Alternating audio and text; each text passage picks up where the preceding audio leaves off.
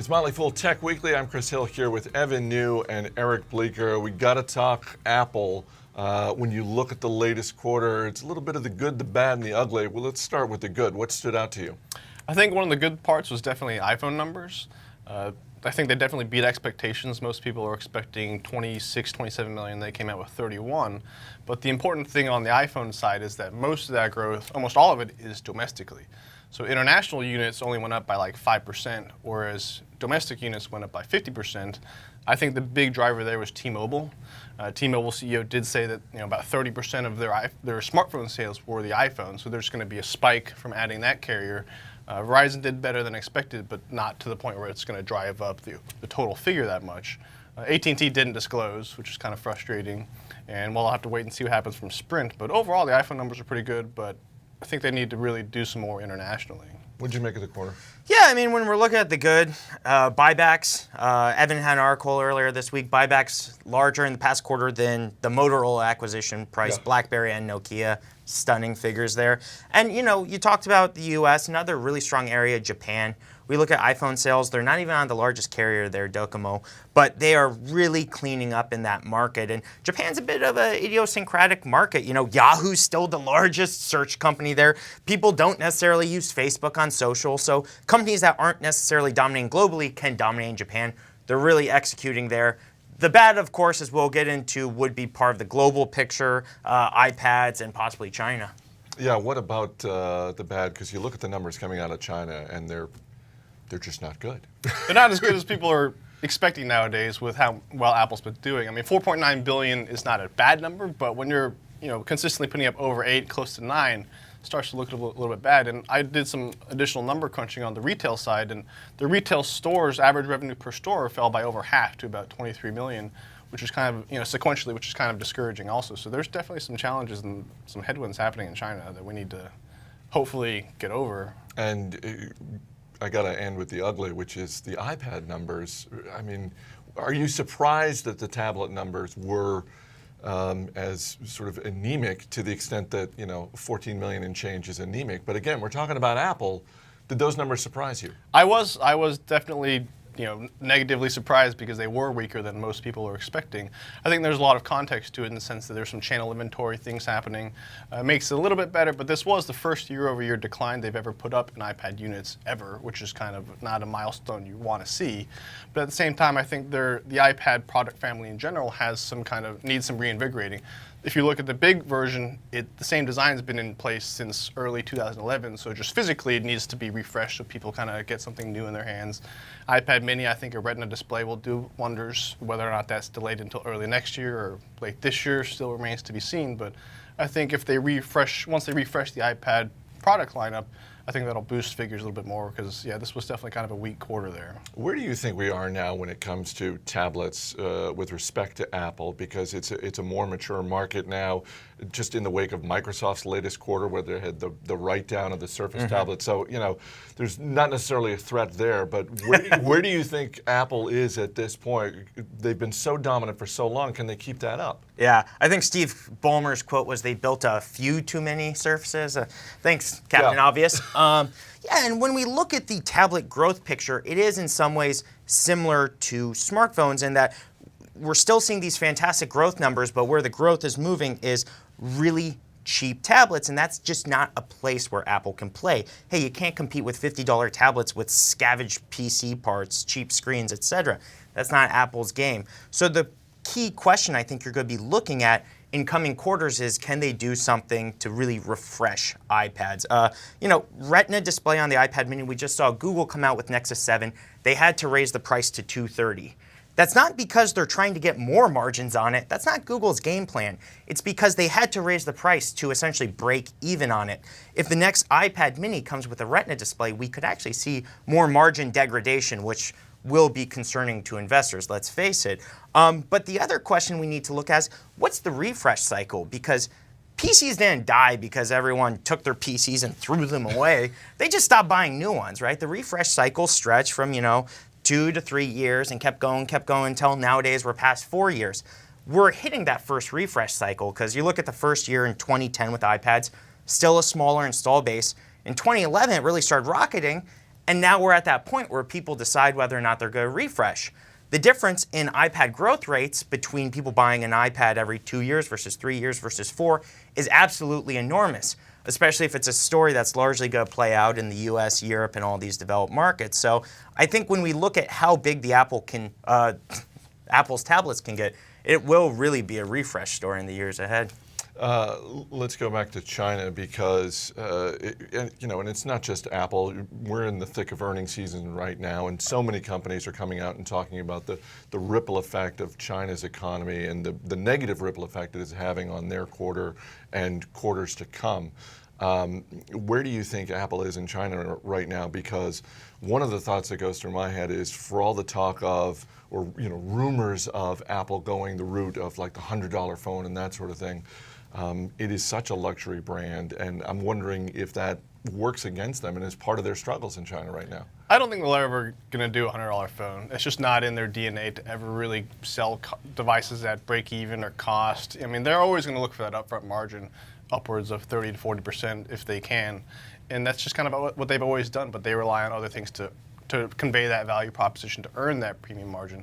I mean, the Chinese market is tough because there are a lot of these low-cost entrants. Because if you look at the latest smartphone numbers, ZTE, Lenovo, those guys are the companies that are really making huge gains, and they're doing it by playing in their home turf market, in the Chinese market, in that low price range. And I mean, those are the guys that are actually outperforming the market.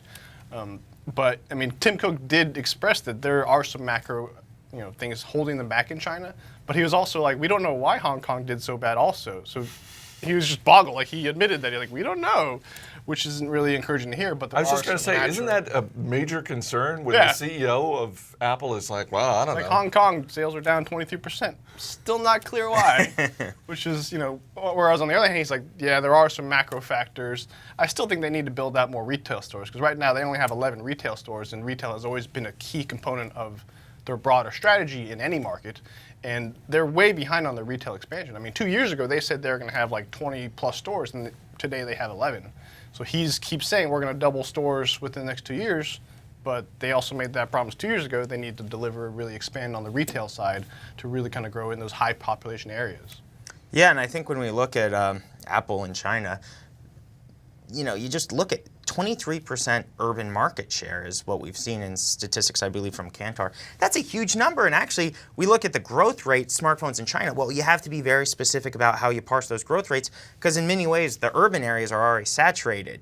So, you've actually got game to lose in many ways in market share if you don't keep your game up. And with Apple, Wall Street Journal had done a story on the iPhone in China, and people actually gifting iPhone 5s while buying iPhones 4 and 4Ss, because it is, call it vanity, call it whatever, it's just a different kind of culture in a different market.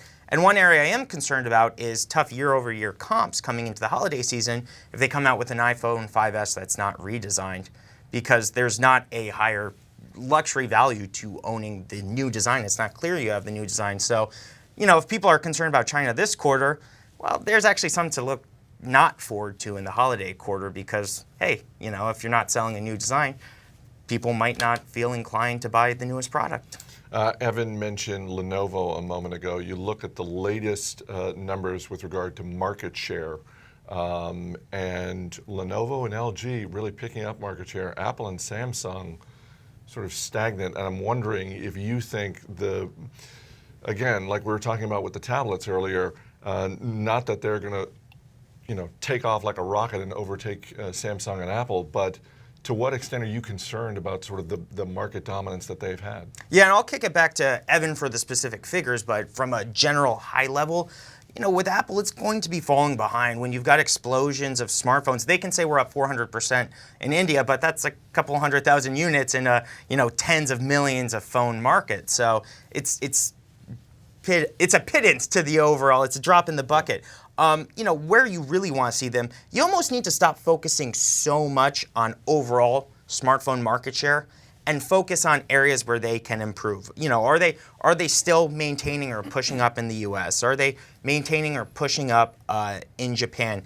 Can they get some mojo back in Europe? And that's where actually I've said in the past, a budget iPhone maybe has appeal as much in Europe as it does in emerging markets, especially if it hits in that $300-400 price point. Because, hey, if you're buying a non-subsidized phone and you've got an iPhone 4, which is 3 years old at that price point, or a brand new budget iPhone, all of a sudden you can rebound market share. So I think people have gotten accustomed over the past 4 or 5 years to just looking at high-level smartphone figures. It's time, if you really want to analyze Apple, to start picking your spots and seeing not just the overall numbers, but how are they doing in urban China? How are they doing in Europe? Can they hold in the US? Can they possibly keep growing in Japan? Yeah, it's just a new kind of way of analyzing the company. When you look at the overall smartphone growth, what stands out to you? Well, I think the important thing with these types of numbers is a lot of people like to look at how the companies do relative to the overall market, if they're underperforming. I mean, we talk about that a lot on the PC. So, for example, Apple Mac dropped like 7%, outperforming the broader PC market, which dropped 11%. But at the same time, when you look at smartphones, it's such a young market that that kind of same comparison is a little misleading. So, for example, the total smartphone market grew 52% in the second quarter. That's such a big number that anyone is going to have trouble outperforming the market. So Apple was up 20%, which underperforms the market, but so is Samsung. And everyone loves Samsung now because they are the top smartphone maker in the world. They grew 44%, so that still underperforms the market. The only people that are really technically beating the market in terms of growth are these guys that are coming off of small numbers. So LG, 108% growth, sounds impressive, but that's going from 6 million to 12 million units. So I think there's some additional context. So Apple and Samsung are the two top players, but inherently they can't keep up with the broader market because the market is growing so fast on the low and the mid end in particular. But it's a little bit misleading to say, oh, just because they're underperforming, everything's terrible, because these aren't bad numbers per se. Let's move off of smartphones and to Apple TV, which the often reported and rumored. But this week, it was Google sort of stealing the thunder in the TV market with the Chromecast, this $35 USB dongle that they immediately sold out of. Is this a big game changer? Yeah, and I think when everyone looks at Apple TV, because for so long you've had analysts for years clamoring they're going to release a television set, that people have just expected that. But in reality, the TV market, there's a number of paths to market. And what Google did was they previously came out with a Google TV. The remote looked like you're launching a rocket ship on it. It was completely absurd. They didn't really know what they were doing with it, and it flopped in the market. It flopped hard. What they came back with is a really good collaboration between Android and Chrome and how their new org structure works. And it's this Chromecast device. It's $35 and it came with 3 months of free Netflix, i.e. the device cost realistically $10 for most people. You would be stupid not to buy it. I didn't buy it. So anyways, of course it's going to run out. Of course it's going to sell. And I think for Google, this really segments the market. I think you've got two discrete paths now. You can go on the low end and you can do a USB dongle and have it be $50 or less, and it's mainly a streaming experience. Your mobile essentially becomes the TV experience because you're just playing off that. And the nice thing about that is it's a very scalable idea. Content companies want to be on smartphones more. They want to get their apps on there. If you do some on TV, you have to go and individually sign deals. Well, if you've already got a lot of deals on your phone, just stream it off there. And the other alternative path, which is more of a high end, would be a set-top box or a television set-top box in the, maybe $300-400 range, or a television, $1,500. And the thing there is you would really need to put apps and the appification of television as the differentiator in that respect. So, for Apple, Google's got its stuff together finally in TV. They haven't had their stuff together ever. This is a very competitive device. It's going to gain share, and it plays into Google's hand, which is we don't care about margins. We just want influence. So kudos to Google, and it just makes Apple have to kind of rethink about their own game plan. There were reports that even though they sold out immediately, some people took the ones that they bought and then they were selling them on eBay for $300. So you still have the opportunity to get one. I'm guessing that's not the value. I'll pass on the $300. Not the value proposition you were looking for. $300. All right, for Eric Bleeker and Evan New, I'm Chris Hill. Thanks for watching. We'll see you next week.